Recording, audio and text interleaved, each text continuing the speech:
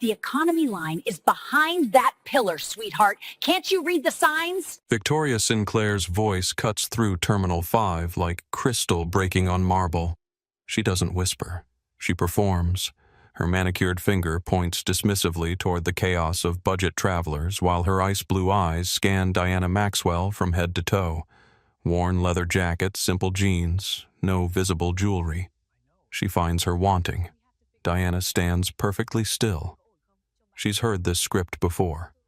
What Victoria doesn't know is that in exactly 14 minutes, the woman she just dismissed will ground every plane in the terminal with 3 words. Before we dive into this story that shook the aviation industry, I need to ask you something. Where are you watching from today? Drop your city in the comments. I want to see how far this reaches. And if you've ever been told you don't belong somewhere just because of how you look, this story is for you. Make sure to subscribe because what happens next will restore your faith in justice. Now let's step inside Miami International Airport on a Tuesday morning that changed everything. Diana Maxwell, 42 years old, CEO of Horizon Logistics, walks through Terminal 5 like she owns the place. Which, as of 6 hours ago, she actually does. But nobody knows that yet. She looks like a tired traveler. Brown leather jacket worn soft at the elbows, dark jeans that fit just right, comfortable boots that have seen 1,000 miles. Her messenger bag is canvas, not leather. Her watch is simple steel. To the untrained eye, she's just another passenger running late for her flight. To the trained eye, the details tell a different story. The jacket is custom Hermes handed down from her father. The simple watch is a Patek Philippe worth more than most people's cars. The canvas bag contains acquisition papers for Atlas Airways signed at 6:23 this morning. Diana is worth $8.4 billion. She just bought the airline she's about to fly on. But she looks wrong to Victoria Sinclair, and in Victoria's world, looking wrong is being wrong. Victoria Sinclair stands behind the Atlas Airways first-class check-in counter like a queen behind her throne. 35 years old, platinum blonde hair pulled into a perfect chignon sapphire blue suit that hugs every curve, red Louboutin heels that click authority with every step. She's beautiful, polished, and believes her looks grant her power over people who don't measure up to her standards. The first-class area of Terminal 5 is Victoria's kingdom. Velvet ropes separate the worthy from the unworthy. Marble counters gleam under soft lighting. The air smells of white tea and leather polish. Champagne flows freely for passengers who belong here.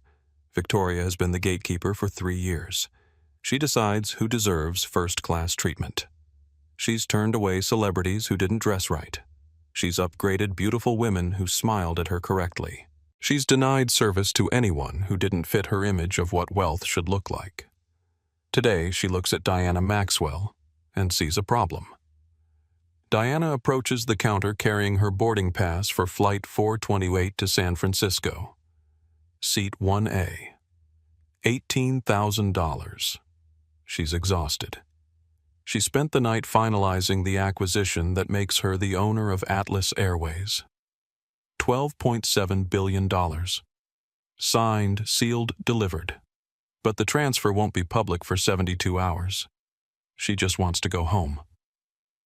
"Good morning," Diana says, her voice low and raspy from lack of sleep.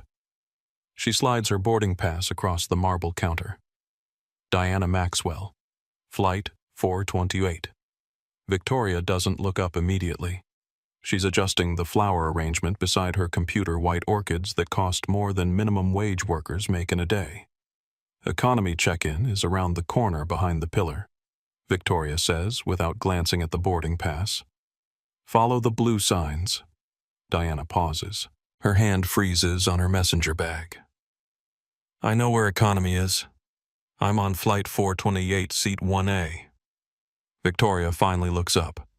Her eyes travel over Diana, slowly, deliberately. The messy ponytail, the lack of visible jewelry, the tired eyes, the complete absence of anything that screams money. She lets out a sharp, derisive exhale through her nose.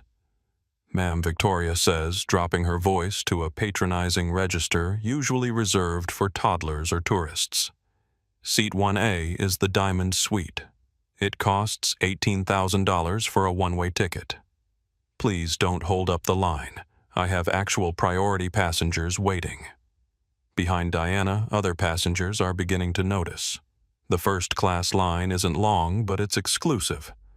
A businessman checks his Rolex. An elderly woman in pearls adjusts her fur stole. Everyone's watching now. "I am a priority passenger," Diana says, her temper flaring slightly. She places her passport and printed boarding pass on the marble counter. "Scan it." Victoria picks up the paper between two fingers as if it's contaminated. She glances at the name Diana Maxwell. It means nothing to her. She's used to seeing celebrities, tech entrepreneurs in hoodies, old money widows in yesterday's Chanel. She's not used to seeing women who look like Diana claiming the most expensive seat on the plane. This system glitches sometimes. Victoria lies smoothly, not even looking at her screen. People try to print fake passes all the time. It's a federal crime, you know. "Are you accusing me of forgery?" Diana asks, her voice dropping a few degrees cooler. "I'm accusing you of wasting my time," Victoria snaps. "Look, honey, maybe you got an upgrade email by mistake. Maybe you used some miles, but let me be crystal clear. Atlas Airways. First class is about maintaining an image, and you," she gestures vaguely at Diana's entire existence, "are disrupting the aesthetic." Behind Diana, a throat clears loudly. It's an impatient sound that demands attention. Diana turns to see a woman in her late 50s draped in a chinchilla fur coat despite the climate-controlled terminal. She's flanked by two porters struggling with 4 massive Louis Vuitton trunks. This is Patricia Rothschild, wife of a federal judge socialite, and a nightmare for service workers across the tri-state area. Her diamonds catch the light like warnings. Her Botox is fresh enough to make expression impossible. "Victoria, darling." Patricia trills her voice, grating like nails on glass. "Why is this person blocking the velvet carpet? My legs are cramping from standing." Victoria's face transforms instantly. The sneer vanishes, replaced by a sycophantic beam that could power the terminal. "Mrs. Rothschild. 1,000 apologies. We were just clearing up a security issue." "Security." Patricia takes a step back, clutching her pearls theatrically. "Is she dangerous?" "She looks like she slept in a bus station." The businessman behind Patricia chuckles. The elderly woman whispers to her companion. Cell phones start emerging from designer purses, not to call for help, but to record what's becoming entertainment. Maria Santos, 28. Travel blogger from Los Angeles, already has her phone out. She's been documenting her journey to Miami for her Instagram followers, but this is better content than she could have scripted. She starts recording. Jake Morrison, 19 college student from Michigan, pulls out his phone and opens TikTok. He's supposed to be flying home for his sister's wedding, but this confrontation is about to make him internet famous. Carlos Rivera, 34 businessman from Houston, discreetly starts his voice recorder app. He's been discriminated against enough times to know the value of evidence. Amanda Price, 23. Atlas Airways flight attendant, watches from behind the gate desk. She knows Victoria's reputation. She's seen this show before. But something about Diana's calm dignity makes her uncomfortable with the performance. Diana slowly turns back to Victoria. She places her hands flat on the marble counter, her composure absolute. "Scan the pass," Diana says quietly. Victoria's smile twitches. She leans in close, her breath smelling of peppermint and arrogance. "Listen to me," Victoria hisses, quiet enough that the passengers can't hear, but loud enough for Diana to feel threatened. "I can press a button and have airport security drag you out for creating a disturbance. You want to fly today? You go to the back of the economy line. You wait for a standby ticket. And you thank me for not banning you from Atlas Airways for life. Diana stares at her. She studies the way Victoria's name tag sits perfectly straight on her lapel. She memorizes the name V. Sinclair Senior Gate Supervisor. You're making a mistake, Ms. Sinclair, Diana says softly. A very expensive one. The only mistake, Victoria retorts, her voice rising enough for the audience to hear, was thinking you could hustle me. She grabs Diana's first-class boarding pass with theatrical flair. With deliberate, exaggerated movements intended solely for Patricia Rothschild's amusement, Victoria tears the boarding pass in half, then in quarters. She drops the confetti into the trash bin beneath her desk. Oops, Victoria smirks. Looks like your ticket is invalid. Economy standby or I call the police. Patricia lets out a high-pitched, cruel laugh that echoes through the first-class area. Bravo, Victoria. Keep the riffraff out where they belong. The businessman applauds slowly. The elderly woman nods approvingly. Cell phone cameras capture every moment. Maria whispers to her Instagram followers, "Y'all, this is actually happening. This beautiful black woman is being completely humiliated for having a first-class ticket." Jake speaks to his TikTok audience. This is insane. Rich white lady just destroyed someone's boarding pass because she doesn't think black people belong in first class. Carlos timestamps his recording 10:47 a.m. Gate agent destroys valid boarding pass without scanning. Diana looks at the shredded paper in the trash bin. Then she looks at Victoria. A strange calm settles over her features.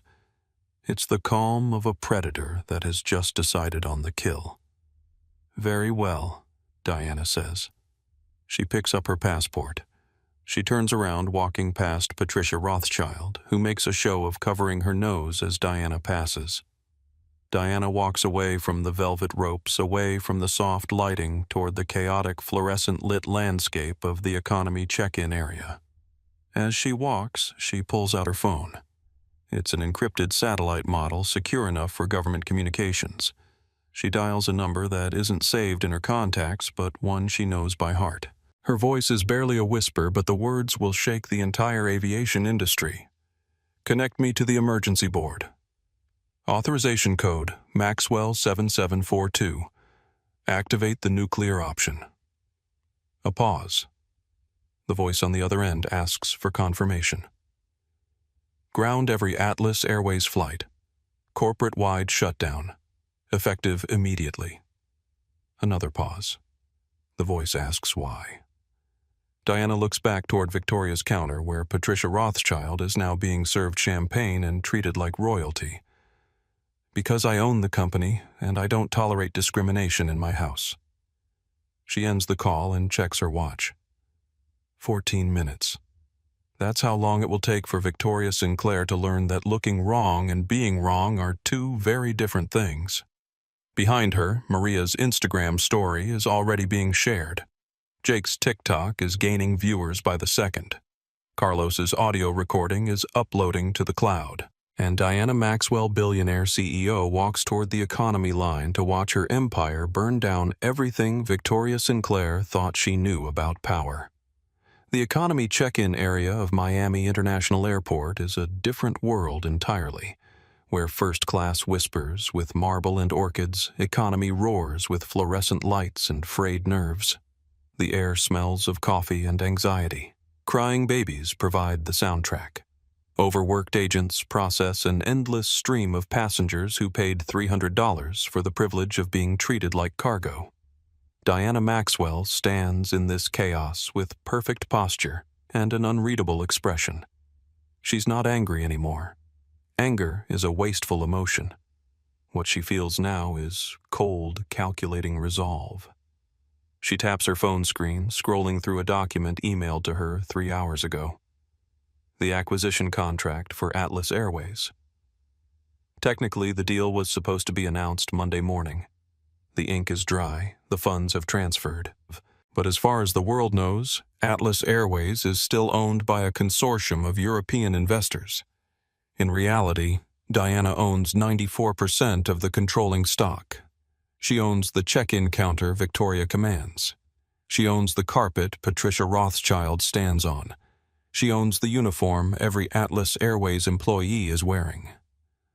Next, a harried agent yells from behind a scratched plexiglass barrier. Diana steps up.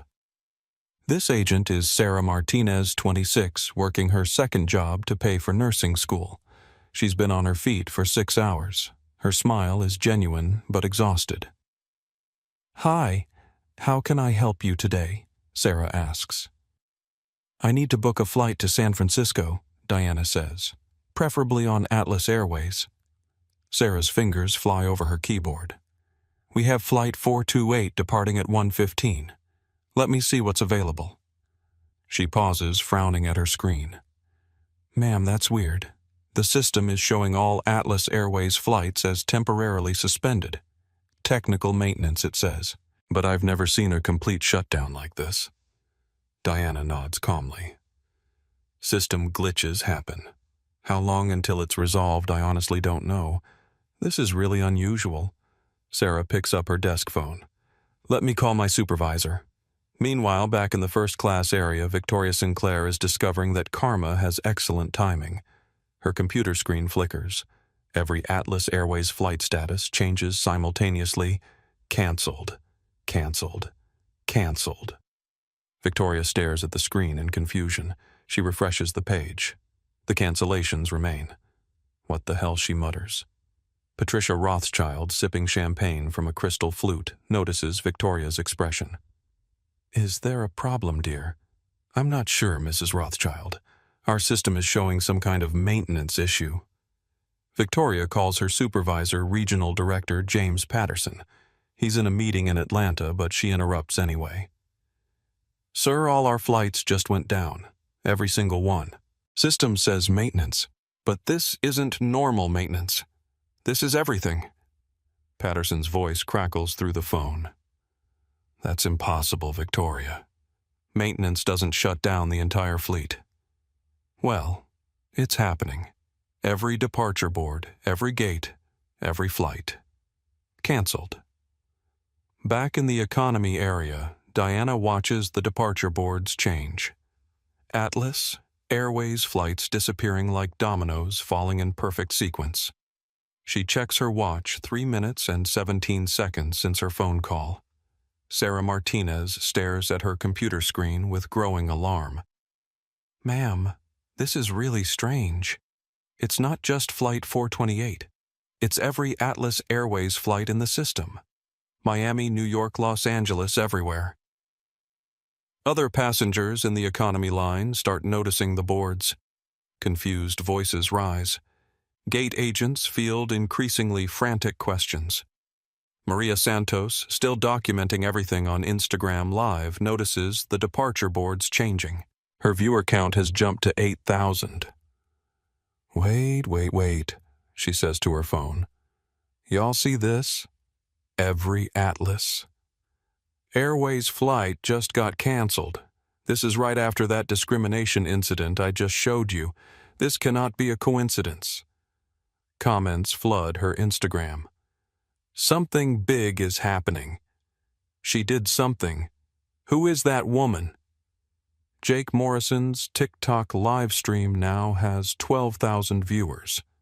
He pans his camera from the departure boards to the first-class area where Victoria is frantically making phone calls. "Guys, this is actually insane. Remember that lady who got her ticket destroyed? Every single Atlas Airways flight just got canceled, like every single one." His TikTok comments explode. "She's a CEO. She shut down the airline. Find out who she is." Carlos Rivera continues recording audio while pretending to read emails. He captures the confusion spreading through the terminal as passengers realize their flights are gone. Airport security officers start receiving calls. Gate agents huddle in confused conversations.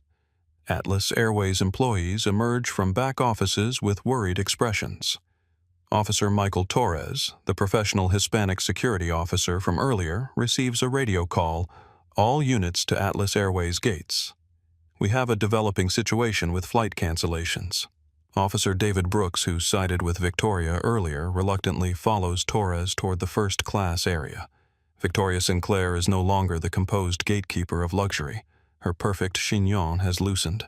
Her sapphire suit shows sweat stains under the arms. She's on her third phone call trying to understand what's happening. "Sir, I need answers," she tells Patterson. "Passengers are getting angry. The departure boards are empty. This is a complete meltdown." Patterson's voice is strained. "Victoria, I'm getting calls from every airport. This isn't maintenance. This is something else." Patricia Rothschild sets down her champagne flute with force. "Victoria, what exactly is happening?" "I have a charity gala tonight in San Francisco. I absolutely cannot miss it. Mrs. Rothschild, I'm trying to get answers. This appears to be a technical issue." "Technical issue?" Patricia's voice rises to a shriek. "I paid $35,000 for this ticket. Fix it." The businessman behind Patricia checks his phone and curses. The elderly woman demands to speak to a manager. The first-class area is no longer an oasis of calm. It's becoming a pressure cooker. Back in economy, Diana continues her conversation with Sarah Martinez. "Ma'am, I'm really sorry, but I can't book you on any Atlas Airways flight. The entire system is down.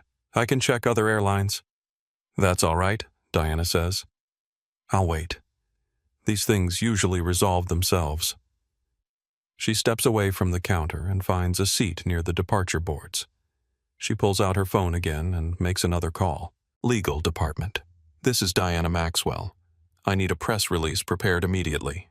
She pauses, listening. The headline should read, "Horizon Logistics, CEO Diana Maxwell acquires Atlas Airways. Release time exactly 27 minutes from now."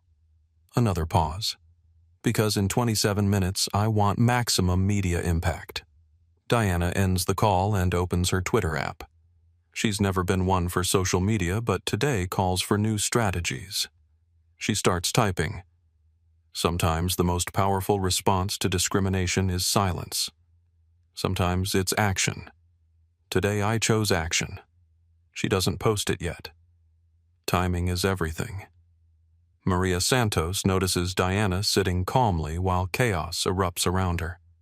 She approaches with her phone still recording. "Excuse me, miss, I'm Maria Santos. I document travel experiences. I filmed what happened at the first-class counter. Are you okay?" Diana looks up at the camera and speaks directly to Maria's 8,000 Instagram followers. "I'm perfectly fine, but Atlas Airways is about to have a very bad day. Can you tell us your name?" Maria asks. "Diana Maxwell. And yes, I'm responsible for the flight cancellations." Maria's phone nearly slips from her hand. The Instagram comments explode. Did she just admit it? She shut down the airline. Who is Diana Maxwell? Jake Morrison, watching Maria's stream on his own phone while maintaining his TikTok live, runs toward Diana.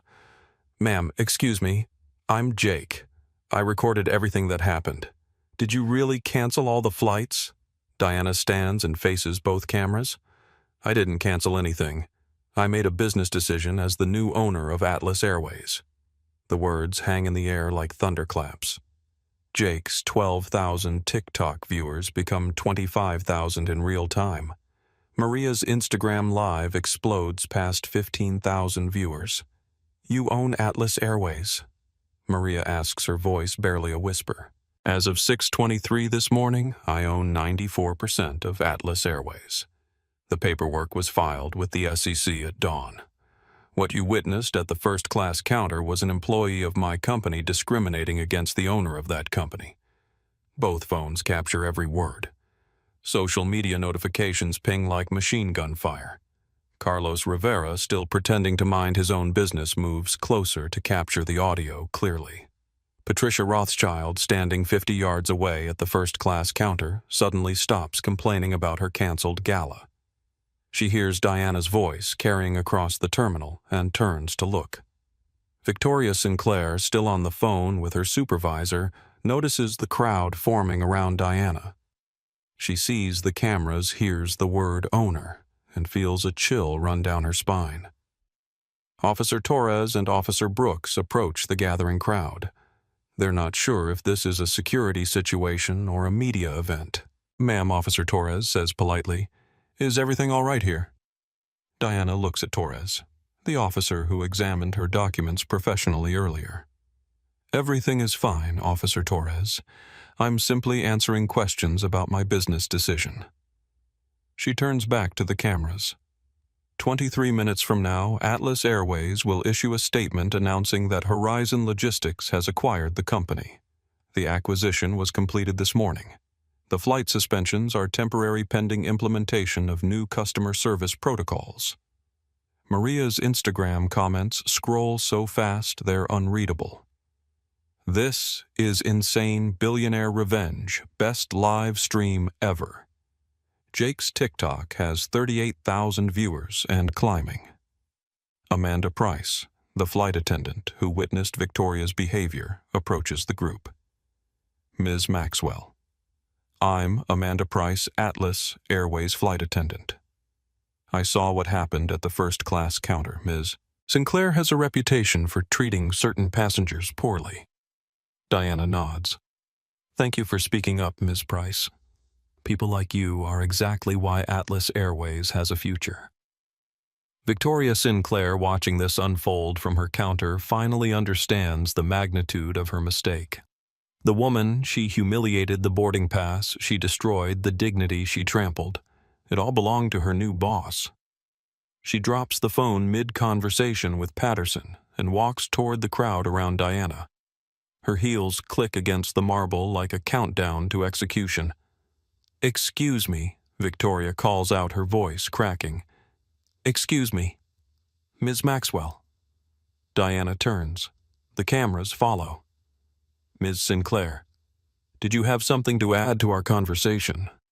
Victoria's composure crumbles completely. The platinum-blonde gatekeeper of luxury, the woman who decided who belonged in first class, stands before her new owner with sweat-stained silk and trembling hands. I didn't know. I was just doing my job." Diana's voice remains calm, but her words cut like surgical instruments.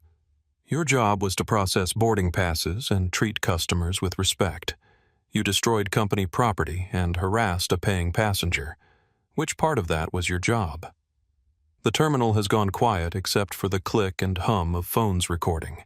Even crying babies seem to sense the importance of this moment. Victoria's mouth opens and closes without sound. 3 years of being the queen of first class, and she can't find words to defend her kingdom. Diana checks her watch. 18 minutes until my press release. I suggest you spend that time updating your resume." She turns back to Maria and Jake's cameras. "In 18 minutes, the world will know that Atlas Airways has new ownership. In 18 minutes, every news outlet will be asking how a company allows employees to discriminate against customers. In 18 minutes, Victoria Sinclair will be the face of everything that's wrong with corporate culture."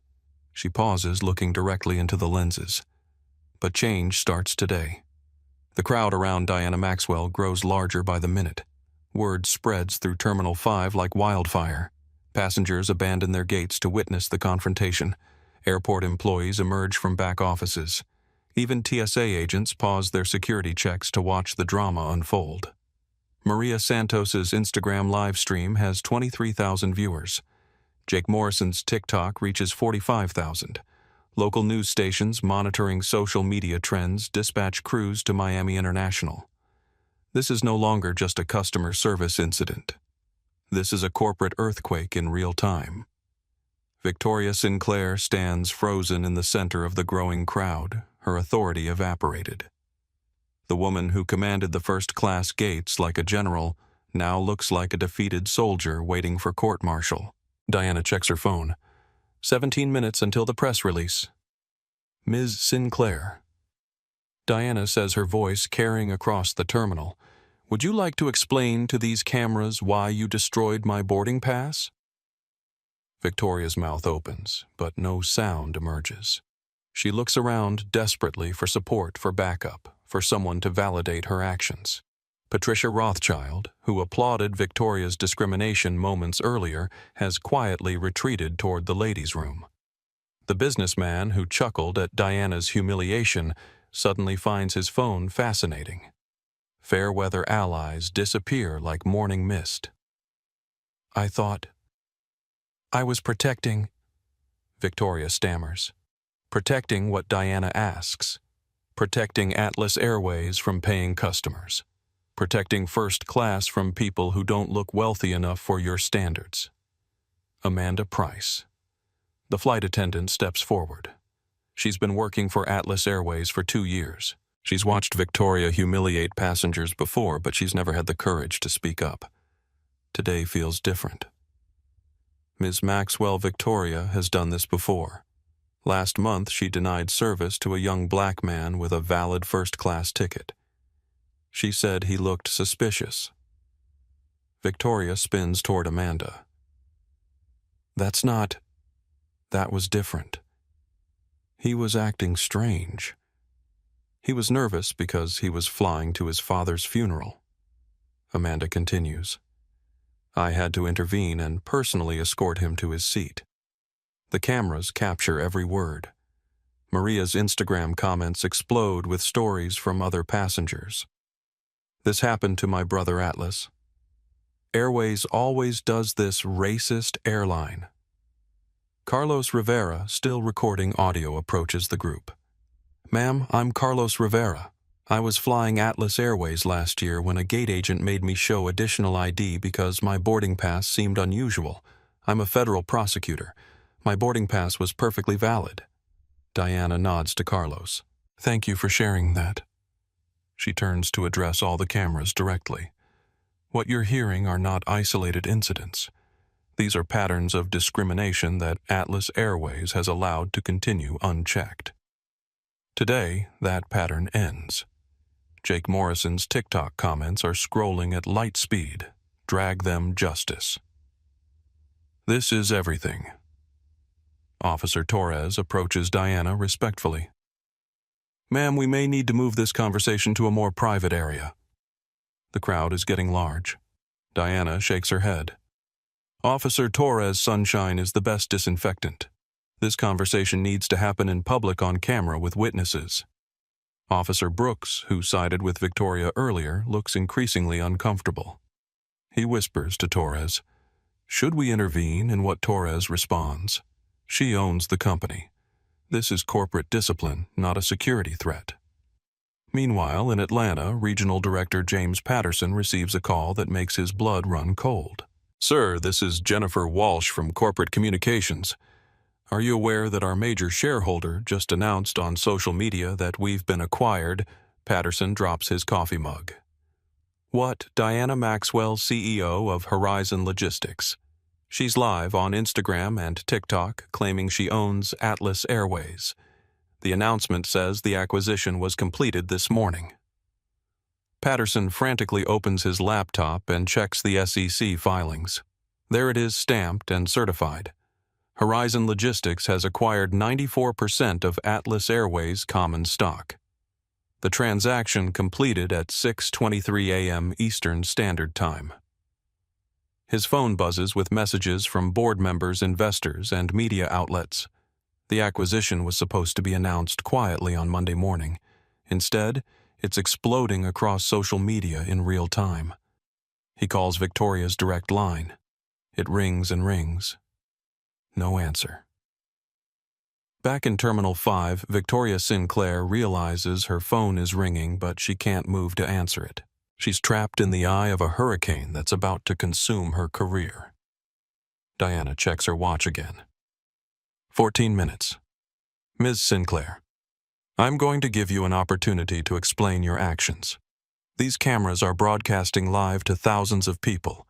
In 14 minutes, news outlets will pick up this story. How would you like to be remembered?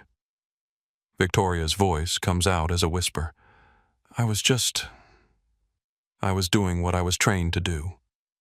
You were trained to destroy boarding passes without scanning them. No, but you didn't look like... I mean... Victoria realizes she's about to say something that will end her career on live television. Diana waits patiently. The silence stretches. 47,000 people watch through their phones. I didn't look like what Ms. Sinclair Victoria's face crumbles. 3 years of gatekeeping. 3 years of judging passengers by their appearance. 3 years of believing that her position gave her the right to determine who belonged where. All of it collapses in a single moment of truth. "You didn't look like you could afford first class," she whispers. The admission hangs in the air like a confession. Every phone camera captures it. Every social media platform spreads it. Every news outlet monitoring the feeds takes note. Maria Santos's Instagram comments go absolutely wild. She said it admitted discrimination. Career over. Diana nods slowly. "Thank you for your honesty, Ms. Sinclair."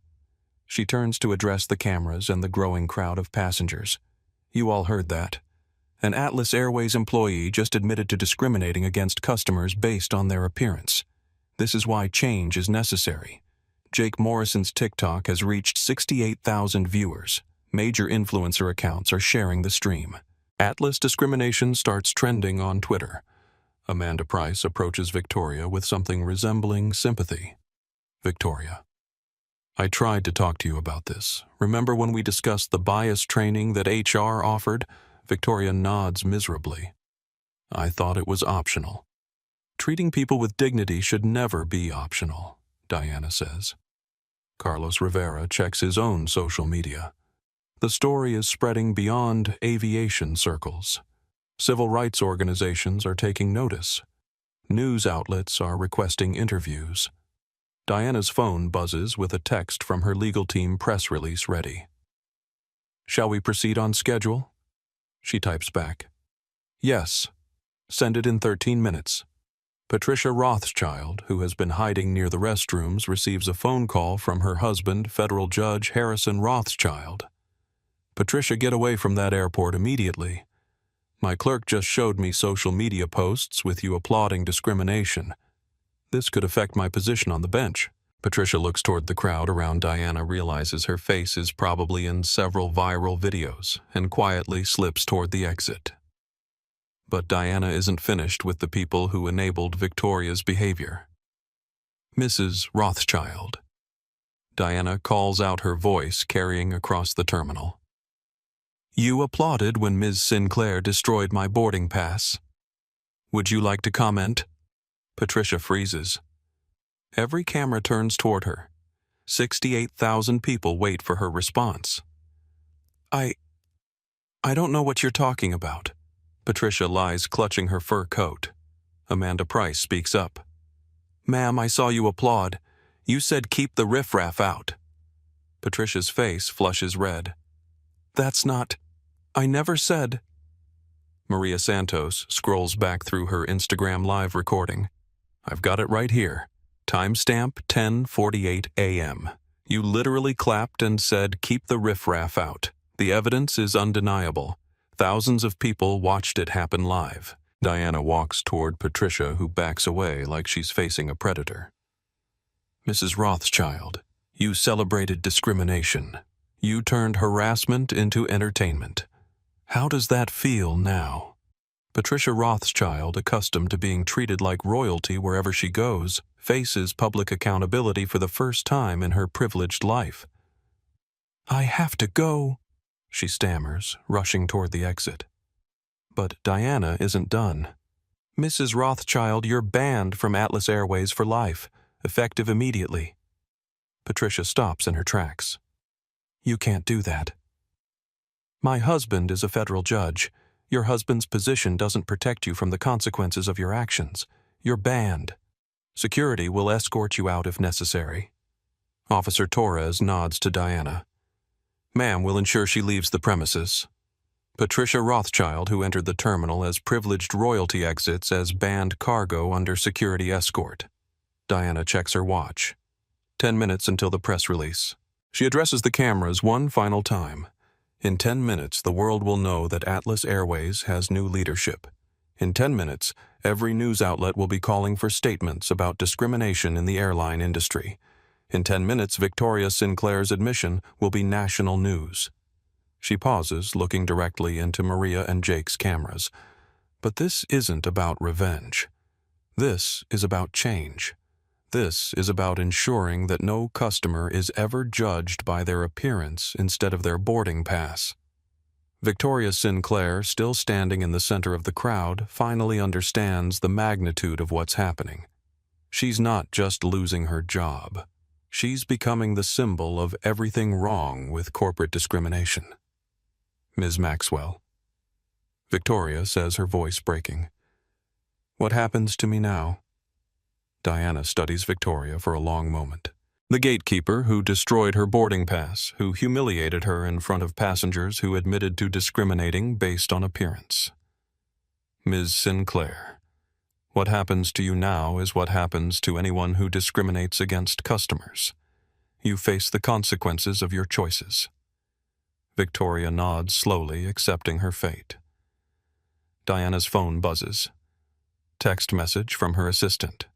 Media requests flooding in. CNN, Fox, NBC, ABC all want live interviews. Diana types back.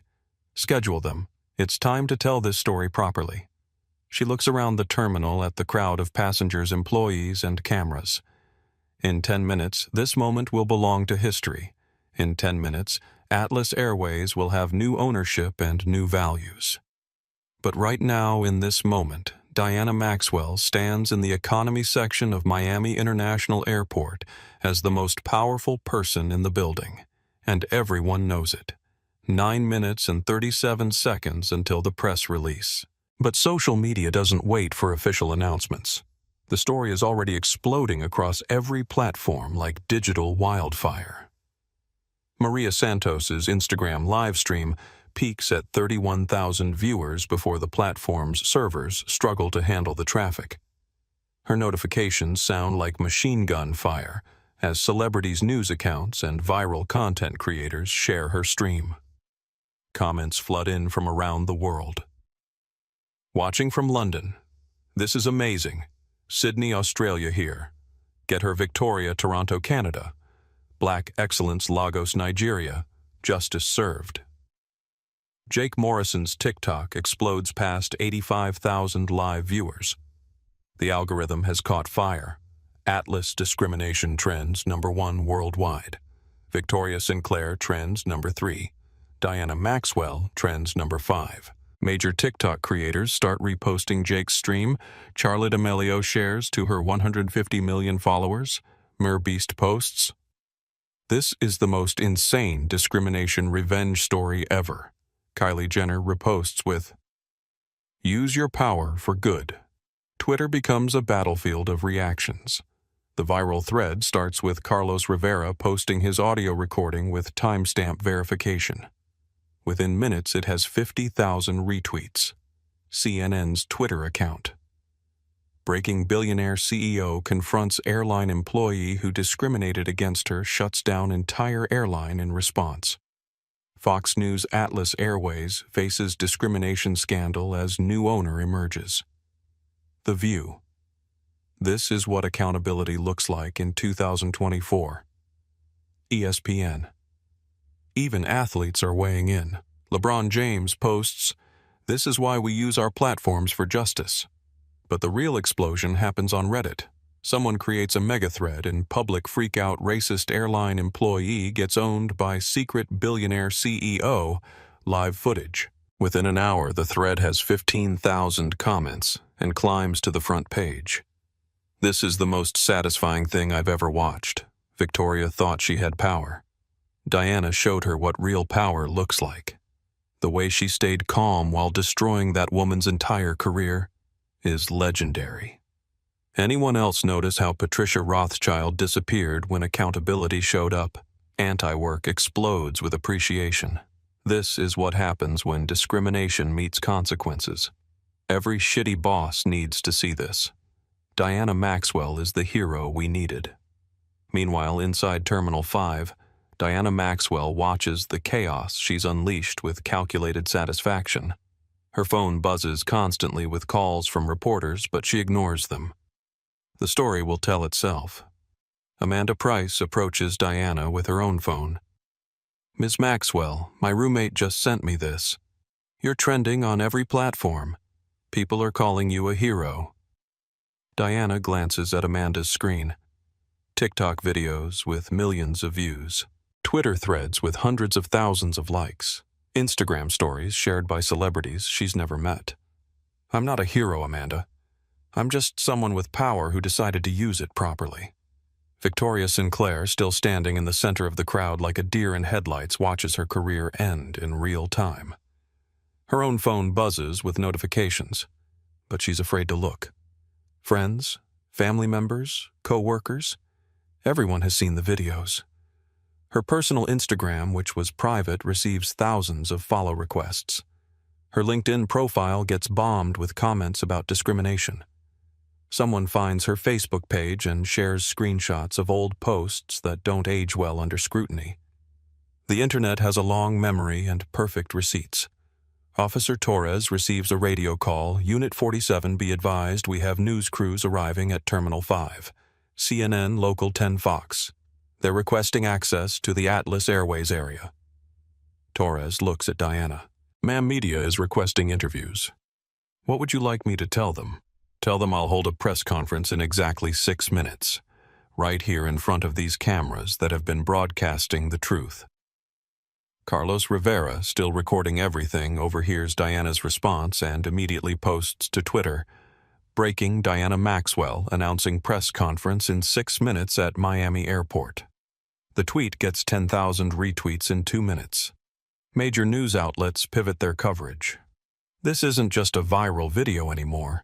This is a major business story with implications for corporate discrimination policies across industries. CNBC prepares market analysis on Horizon Logistics and Atlas Airways stock prices. Bloomberg dispatches financial reporters. The Wall Street Journal assigns their airline industry correspondent.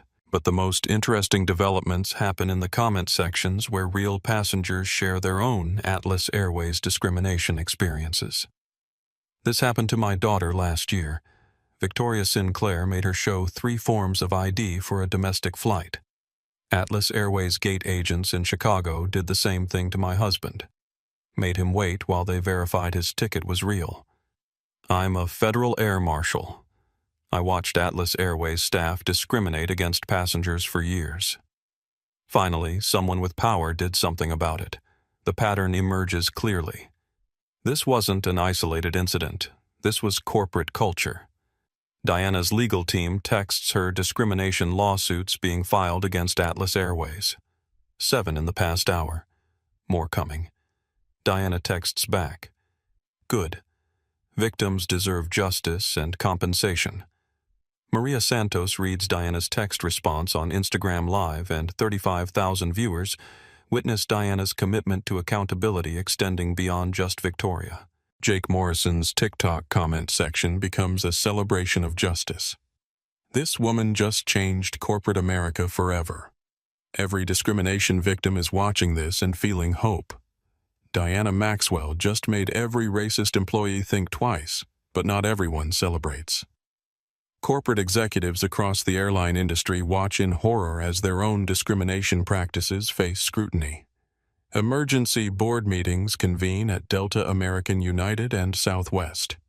The message is clear: if Atlas Airways can face consequences for discrimination, so can anyone.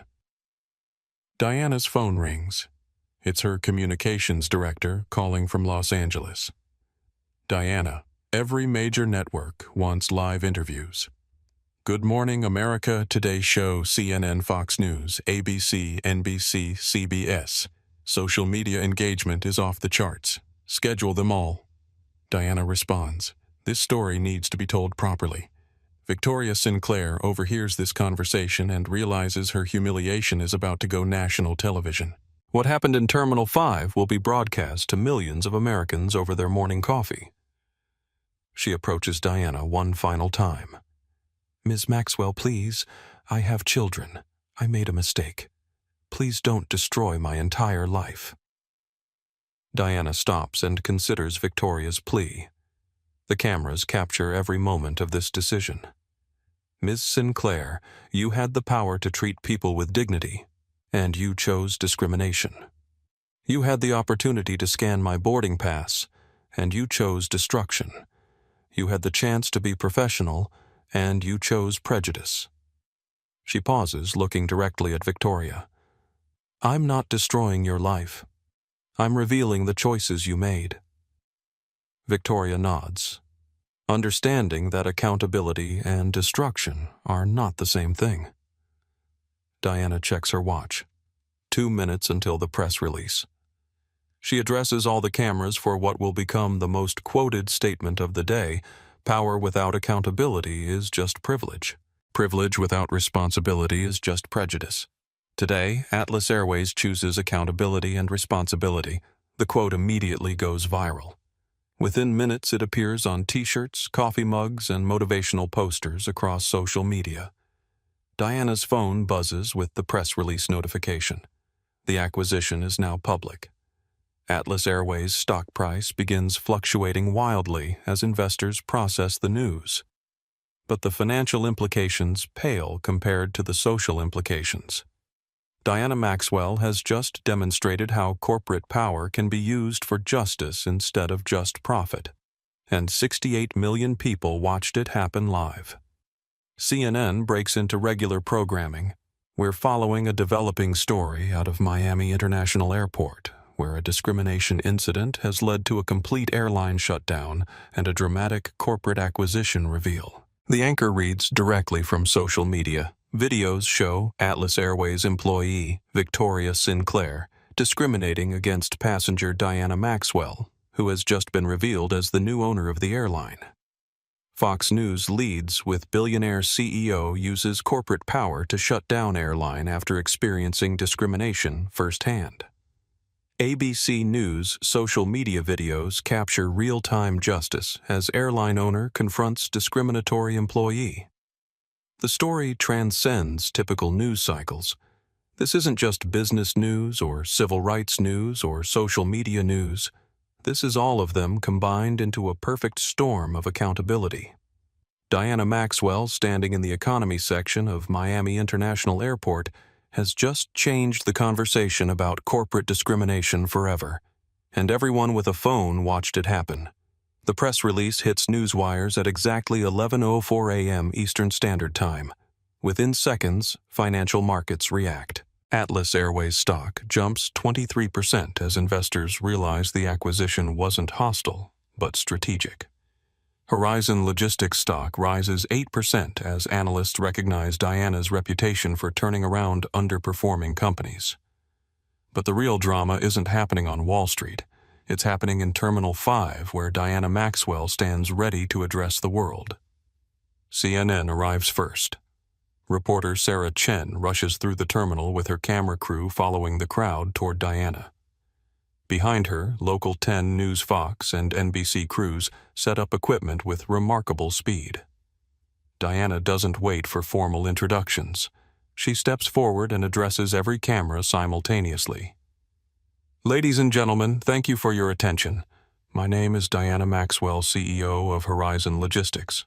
At 6:23 this morning, my company completed the acquisition of Atlas Airways. I am now the majority owner of this airline. She pauses, letting the confirmation sink in for viewers who followed the story through social media. What you witnessed here today was an employee of my company discriminating against the owner of that company. But more importantly, what you witnessed was a pattern of discrimination that Atlas Airways has tolerated for too long. Sarah Chen from CNN steps forward with her microphone. Ms. Maxwell, critics might say shutting down an entire airline over one incident was an extreme response. How do you justify affecting thousands of passengers? Diana looks directly into the CNN camera. Sarah, let me be clear. This wasn't one incident.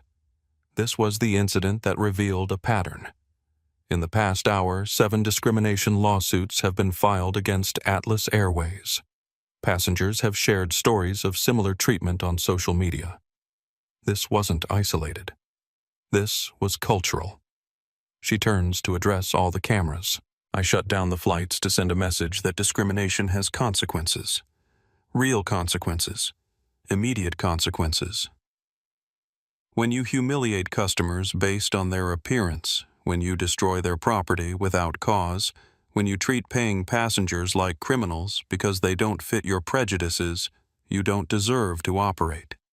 Victoria Sinclair, still standing within earshot, realizes that her actions triggered a corporate earthquake that will reshape airline industry standards. Amanda Price approaches Diana during a brief pause between questions.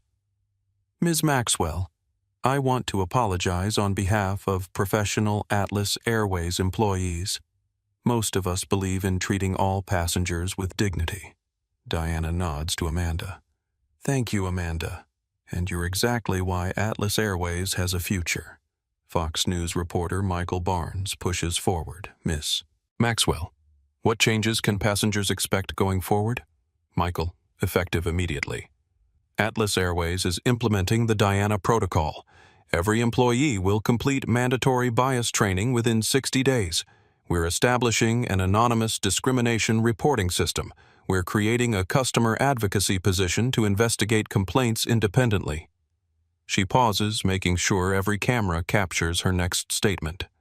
And any employee who discriminates against passengers will be terminated immediately. No warnings. No second chances. Discrimination ends today. The local 10 news reporter asks the question everyone wants answered. What happens to Victoria Sinclair? Diana turns toward Victoria, who stands frozen like a defendant awaiting sentencing. Ms. Sinclair is terminated effective immediately. She admitted on camera to discriminating against customers based on their appearance. That behavior is incompatible with Atlas Airways' values going forward. Victoria's knees buckle slightly. 3 years of employment gone, her reputation destroyed, her career in aviation over. But Diana isn't finished with individual accountability. I also want to address Patricia Rothschild, who applauded Ms. Sinclair's discrimination and encouraged harassment of a paying customer. Mrs. Rothschild is banned from Atlas Airways for life. NBC's reporter follows up. Is this about revenge or reform? Diana's response becomes the soundbite that defines the entire story. This is about power used properly. I have the privilege of wealth and the responsibility that comes with it. When you have power, you can use it to perpetuate injustice or to eliminate injustice. Today, I chose justice. The quote immediately trends on Twitter. When you have power, you can use it to perpetuate injustice or to eliminate injustice. Today, I chose justice. Diana Maxwell. Regional Director James Patterson finally arrives from Atlanta, having caught the first available flight. He pushes through the crowd of reporters and approaches Diana. Ms. Maxwell, I'm James Patterson, Regional Director. I need to apologize for what happened here today. Diana studies Patterson carefully. Mr. Patterson, how long have you been Victoria's supervisor? 3 years. And in those 3 years, how many discrimination complaints did you receive about her behavior? Patterson shifts uncomfortably. Well, there were some customer service issues. How many discrimination complaints specifically? The cameras capture Patterson's hesitation. He realizes his answer will be broadcast nationally. 11, he admits quietly. The admission hits like a bomb. 11 complaints, 3 years of reports, 0 action taken. Diana nods slowly. Mr. Patterson, you're also terminated. A supervisor who receives 11 discrimination complaints and takes no action is not qualified to lead customer service in my company. Patterson's face goes white. Ms. Maxwell, please. I have a family. I was planning to address the issues. For 3 years, you planned to address discrimination against my customers. How much more time did you need? Patterson has no answer. The cameras capture his silence. ABC News reporter Jennifer Walsh asks the question that frames the broader implications. Ms. Maxwell, how does this change the airline industry going forward? Diana addresses all the cameras simultaneously for her closing statement. The airline industry has operated under the assumption that passengers have no recourse against discrimination. That assumption ends today. When you have corporate power, you can use it to protect discriminatory employees or to protect discriminated customers. I chose customers. She pauses, looking directly into the camera lenses. Every airline executive watching this needs to ask themselves, what would happen if the customer your employees just discriminated against owned your company? What would happen if their discrimination was broadcast live to millions of people? What would happen if actions finally had consequences? Another pause. Because in today's world of social media and accountability, every customer could be that customer. Every interaction could be that interaction. Every choice could be the choice that defines your company's values. Maria Santos, still streaming live on Instagram to 42,000 viewers, captures Diana's final words. Atlas. Airways will be an airline where every passenger is treated with dignity, regardless of their appearance, regardless of their race, regardless of their perceived economic status. We will earn back the trust that discriminatory employees like Victoria Sinclair destroyed. Diana checks her watch and makes her final announcement. Atlas Airways flights will resume operations in exactly 43 minutes. All passengers affected by today's shutdown will receive full refunds plus compensation for their inconvenience. Because good business means taking care of customers, not humiliating them. She starts to walk away from the cameras, but turns back for one final statement. To Victoria Sinclair and James Patterson and anyone else who thinks discrimination is just customer service, find new careers. The airline industry doesn't need you anymore. Victoria and Patterson stand in the wreckage of their careers, watching Diana Maxwell walk away with the quiet confidence of someone who just changed an entire industry. The immediate consequences are complete. The fired employees, the banned passenger, the new policies, the industry-wide scrutiny. But the lasting consequences are just beginning. Within hours, other airlines will announce bias training programs. Congressional hearings will be scheduled. Civil rights organizations will use this incident as a template for corporate accountability. Diana Maxwell turned a moment of personal discrimination into a movement for industry-wide change. And she did it with the quiet power that comes from owning the building where your humiliation occurred. Justice served. Consequences delivered. Accountability demonstrated. The age of consequence-free discrimination in corporate America just ended in Terminal 5 of Miami International Airport. 48 hours after the Terminal 5 confrontation, Diana Maxwell stands at the head of the Atlas Airways boardroom. The mahogany table remains the same, but everything else has changed. The old board members, executives who turned blind eyes to discrimination complaints, have been replaced with leaders who understand that customer dignity drives profitability. The room includes Dr. Elena Martinez, newly appointed Chief Diversity Officer and former ACLU attorney, who has spent 15 years fighting corporate discrimination. Marcus Thompson, the new Customer Experience Director, built his reputation transforming hotel chains that had similar cultural problems.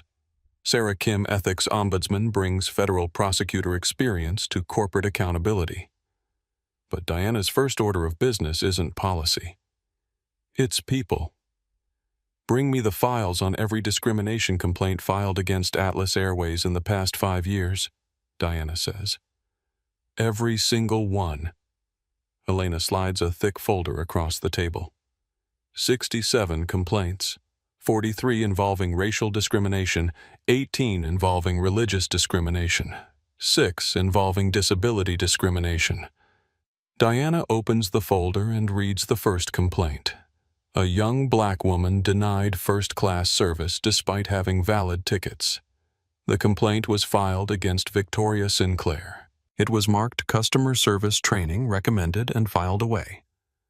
The second complaint, a Hispanic businessman asked for additional identification during boarding, also Victoria Sinclair, Also marked customer service training recommended, also ignored.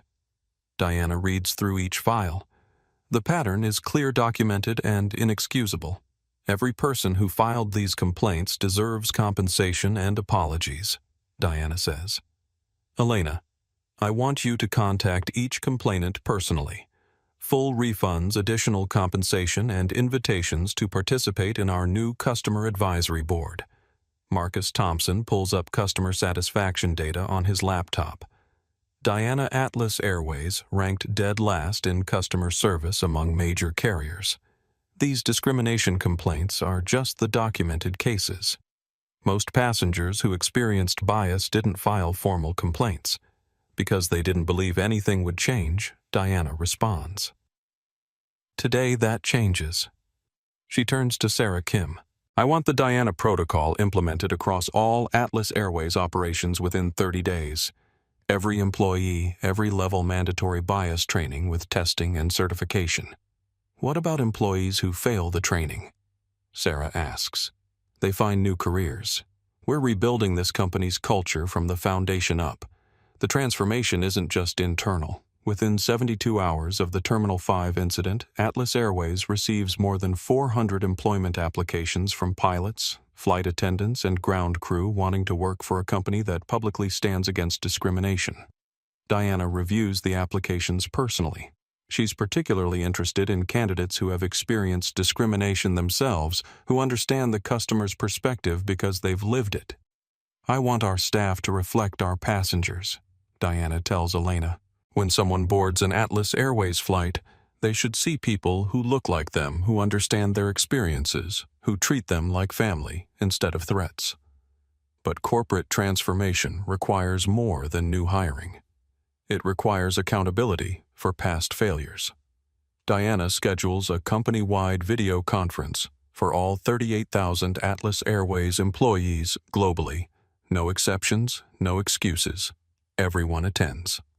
At exactly 2:00 p.m. Eastern, Diana appears on screens in airports, maintenance facilities, corporate offices, and training centers around the world.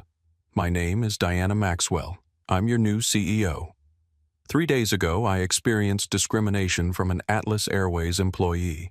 That employee destroyed my boarding pass, humiliated me publicly, and admitted to judging passengers by their appearance rather than their tickets. She pauses, letting the words settle. That employee was fired immediately. Her supervisor, who ignored 11 previous discrimination complaints, was also fired.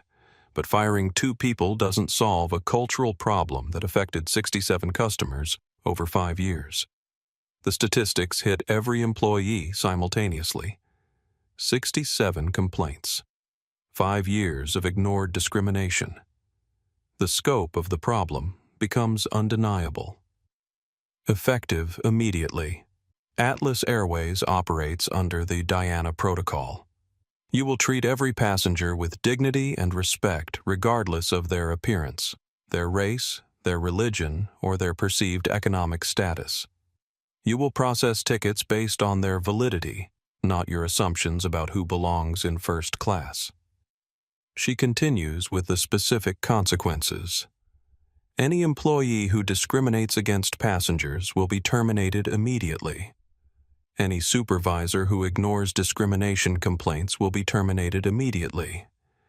Any manager who enables discriminatory behavior will be terminated immediately. The message is clear. Discrimination ends careers at Atlas Airways. But Diana also offers hope for employees committed to change. For employees who embrace the Diana Protocol, who treat customers with dignity, who report discrimination when they witness it. Atlas Airways will be the best place to work in aviation. We will lead the industry in employee satisfaction because we lead the industry in customer respect. She ends the conference with a challenge. You have 30 days to complete bias training and demonstrate that you understand Atlas Airways' new values. Those who succeed will build the future of aviation. Those who don't will find new careers. The response is immediate. Employee forums buzz with discussions about the Diana Protocol. Training sessions book to capacity within hours. Employees who previously ignored discrimination complaints start reporting incidents they've witnessed. But the most significant changes happen at the passenger level. Dr. Jennifer Roberts, a black surgeon from Chicago, books her first Atlas Airways flight since experiencing discrimination 2 years earlier. "I want to see if they've really changed," she posts on Twitter. The journey transforms her expectations. At check-in, she's greeted by Marcus Thompson himself, who personally ensures her experience exceeds expectations. The gate agent processes her first-class ticket without question. The flight attendants treat her with genuine warmth. Dr. Roberts live tweets the entire experience. "From Chicago to Miami, every Atlas Airways employee treated me with respect and dignity. This is what corporate change looks like when it's real." Her thread receives 50,000 retweets and becomes a template for measuring authentic corporate transformation. Similar stories multiply across social media. Passengers who previously avoided Atlas Airways begin choosing the airline specifically because of the Diana protocol. Customer satisfaction scores jump 47% within the first month. But Diana's commitment to justice extends beyond customer service improvements. She establishes the Diana Maxwell Foundation for Transportation Equity, funded with $50 million from her personal wealth. The foundation provides legal support for passengers who experience discrimination on any airline, not just Atlas Airways. Discrimination in aviation is an industry problem, not just an Atlas Airways problem, Diana announces at the foundation launch. Every passenger deserves dignity. Every incident deserves accountability. The foundation's first case involves a Muslim family removed from a Delta flight for speaking Arabic.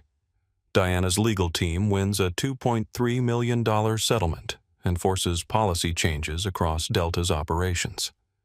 The second case targets American Airlines for repeatedly, randomly selecting black passengers for additional security screening.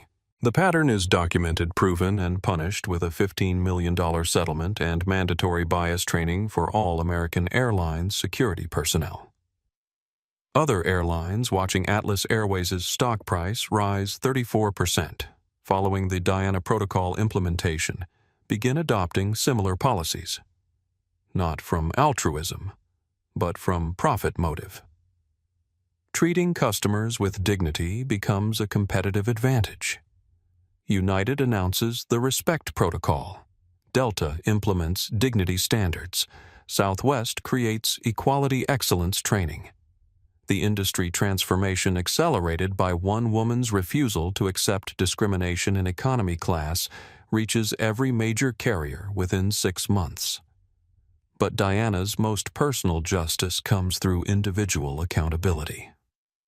Victoria Sinclair, blacklisted from aviation, struggles to find employment. Her discrimination admission broadcast to millions follows her to every job interview. She eventually takes a position at a small-town car rental agency, making 1/3 of her previous Atlas Airways salary. James Patterson, the fired regional director, faces similar consequences. His failure to address discrimination complaints becomes industry knowledge. He relocates to another state and accepts a non-management position with significantly reduced pay. Patricia Rothschild, banned from Atlas Airways for life, discovers that her discrimination celebration has broader consequences. Other airlines implement similar bans. Her travel options become severely limited, forcing her to drive to destinations she previously reached by air. But Diana's justice includes opportunities for redemption. 6 months after her termination, Victoria Sinclair contacts Atlas Airways requesting bias counseling. She admits that losing her career forced her to confront prejudices she'd never acknowledged. Diana approves the counseling funded by Atlas Airways, not to rehire Victoria, but to help her become someone who treats people with dignity. Broken people break people, Diana explains to her executive team. Fixed people fix people. If we can help Victoria become someone who fights discrimination instead of perpetuating it, we've contributed to justice for everyone. The counseling program becomes a model for other companies dealing with discriminatory employees. Instead of just firing and forgetting, Atlas Airways invests in transformation. 1 year after the Terminal 5 incident, Diana reviews the impact data. Atlas Airways, 89% reduction in discrimination complaints, 67% increase in customer satisfaction, 34% stock price increase, 15% revenue growth, 23% improvement in employee satisfaction. Industry-wide, 156 airlines implement bias training programs, 89 executives fired for enabling discrimination, $47 million in passenger settlements, 12 congressional hearings on aviation discrimination. Personal 67 discrimination victims receive compensation and apologies. 200 employees complete transformation training. 847 new hires from underrepresented communities. 23 industry awards for customer service excellence. Diana Maxwell's moment of personal discrimination became a movement for industry-wide justice. She used corporate power not to perpetuate prejudice, but to eliminate it. She transformed personal humiliation into company-wide accountability. The Terminal 5 confrontation lasted 14 minutes. The justice it created will last for generations. 3 months after the Terminal 5 incident, Diana Maxwell returns to Miami International Airport. Same terminal, same gate, same flight to San Francisco. But everything else has changed in ways that would have been impossible before that Tuesday morning. She approaches the Atlas Airways first-class check-in counter, carrying the same worn leather messenger bag, wearing another simple outfit that conceals her wealth. The difference today isn't her appearance. The difference is the person behind the counter. Jennifer Lopez, 25 years old, Hispanic, hired as part of the Diana Protocol Diversity Initiative, recognizes Diana immediately. But she doesn't treat her differently because she's the CEO. She treats her well because that's how Atlas Airways now treats every passenger. Good morning, Ms. Maxwell. Welcome back to Atlas Airways. How can I make your journey exceptional today? Jennifer's smile is genuine, not rehearsed. Diana hands over her boarding pass. Same flight number, same seat. 1A, same $18,000 ticket.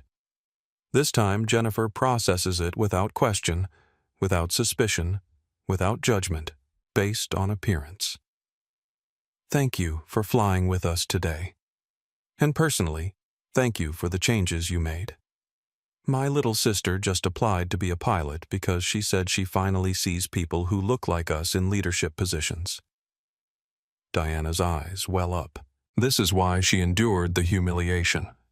This is why she used her power for justice instead of revenge.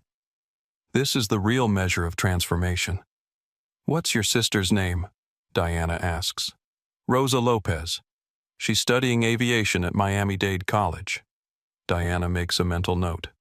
Rosa Lopez will receive a scholarship from the Diana Maxwell Foundation because investing in the future matters more than punishing the past. As Diana walks toward her gate, she notices other changes throughout Terminal 5. Atlas Airways staff reflects the diversity of their passengers. Gate agents process tickets based on validity, not assumptions. Security officers treat travelers with professional respect, not suspicious scrutiny. Near Gate 12, where Victoria Sinclair used to command her kingdom of discrimination, Diana sees a memorial of sorts. Not a plaque or statue, but something more powerful. A diverse team of employees helping passengers without prejudice. Marcus Thompson, the new customer experience director, approaches Diana at the gate. Ms. Maxwell, I wanted to personally thank you. In 3 months, we've gone from the worst customer service ratings in the industry to the best. But more importantly, we've become a company our employees are proud to represent. Diana nods, but she's distracted by something across the terminal. Victoria Sinclair is standing near the car rental counters wearing the uniform of a ground transportation company. Diana walks over. Victoria. Victoria turns her face, showing a mixture of shame and gratitude. She looks different. Humbler. More thoughtful. The arrogance that defined her interactions with passengers has been replaced by something that resembles wisdom. Ms. Maxwell. I wasn't sure if I should approach you. How are you doing? Victoria considers the question carefully. I lost everything. My job, my reputation, my career in aviation. But I gained something too. What's that? I gained the ability to see people as people, instead of judging them by what they look like or how much money I think they have. Diana studies Victoria's face, looking for sincerity behind the words. The counseling helped, Diana asks. The counseling saved me. Not my career, but me as a person. I understand now that I was discriminating against passengers because I was afraid of losing power. I thought putting others down would keep me up. Victoria pauses, gathering courage for what she needs to say next. I owe you an apology. Not because you turned out to be the CEO, but because I treated you as less than human. You deserved dignity regardless of who you were or what you owned. Diana nods slowly. This is the apology that matters, not the one based on power revealed, but the one based on humanity recognized. Victoria, what you did was wrong. But what you've learned might help other people choose differently. That's why I wanted to speak with you. I've been working with Dr. Martinez at the Bias Counseling Program. I want to help train other employees who struggle with discrimination, not as an Atlas Airways employee, but as someone who understands the damage prejudice causes. Diana considers this request. Redemption through service, justice through transformation. I'll have Elena reach out to you about the training program, but Victoria, understand that this isn't about getting your old life back. This is about building a new life where you help instead of hurt. I understand. I can never undo the harm I caused, but I can prevent others from causing the same harm. As Diana boards her flight, she reflects on the complexity of justice. Victoria lost her career but found her humanity. Patricia Rothschild lost her privileges but gained accountability. The passengers who were discriminated against received compensation and apologies. But the real justice lives in the changes that prevent future discrimination. Diana takes seat 1A, served by flight attendant Carlos Mendoza, who treats her with the same courtesy he shows every passenger. During the flight, she reviews update reports on the Diana Maxwell Foundation. Since launching 3 months ago, the foundation has provided legal support for 47 discrimination cases across 12 airlines, won $23.7 million in passenger settlements, forced policy changes at 8 major carriers, funded bias training for 15,000 airline employees, established scholarship programs for 200 underrepresented students pursuing aviation careers. The report includes a letter from Dr. Jennifer Roberts, the Chicago surgeon who live-tweeted her positive Atlas Airways experience. Dr. Roberts has since flown Atlas Airways 12 times, bringing colleagues and patients who needed medical transport to the airline because she trusts their commitment to dignity. Another letter comes from Jake Morrison, the college student who live-streamed the original incident. Jake received a full scholarship to business school and plans to study corporate ethics, inspired by Diana's demonstration that power can be used for justice. Maria Santos, the travel blogger who documented everything on Instagram, has been hired by the Diana Maxwell Foundation to help other discrimination victims share their stories effectively. But the most meaningful letter comes from Rosa Lopez Jennifer's little sister, the aspiring pilot Ms. Maxwell. You probably don't remember me, but my sister Jennifer works at the Atlas Airways check-in counter you made famous. I just wanted to thank you for showing me that people who look like me can have power in aviation. I start pilot training next month with a scholarship from your foundation. When I get my captain's stripes, the first flight I want to pilot is yours. Diana reads Rosa's letter twice, understanding that this is the real legacy of Terminal 5. Not the viral videos or the news coverage or the industry changes, but the young woman who sees possibility where she once saw barriers. As the plane begins its descent into San Francisco, Diana receives a text from Elena Martinez congressional hearing on aviation discrimination scheduled for next month. They want you to testify. Diana types back, schedule it. This story needs to reach Congress. The plane touches down at San Francisco International Airport. Diana walks through the terminal past Atlas Airways gates staffed by diverse employees treating passengers with dignity, past other airline counters implementing their own versions of the Diana protocol. In the taxi to her office, Diana calls her communications director. "I want to schedule a major interview for the 6-month anniversary of Terminal 5. Something comprehensive that tells the complete story." "What angle do you want to emphasize?" the communications director asks. Diana looks out the window at the San Francisco skyline, thinking about Victoria's apology, Rosa's dreams, Jennifer's gratitude, and the thousands of passengers who now travel with dignity, because one moment of discrimination met absolute accountability. The angle is this: when you have power, you have a choice. You can use it to perpetuate injustice or to eliminate injustice. You can use it to protect your prejudices or to protect other people's dignity. You can use it for revenge or for reform. She pauses, watching planes take off in the distance. 6 months ago, I made that choice in Terminal 5. Today, thousands of airline employees make that same choice every day. The difference is that now they know their choices have consequences.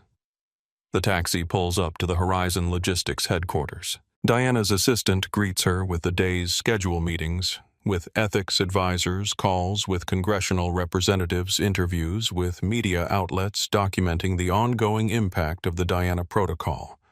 But first, Diana has one personal call to make. She dials Rosa Lopez directly. "Rosa, this is Diana Maxwell. I heard you're starting pilot training next month."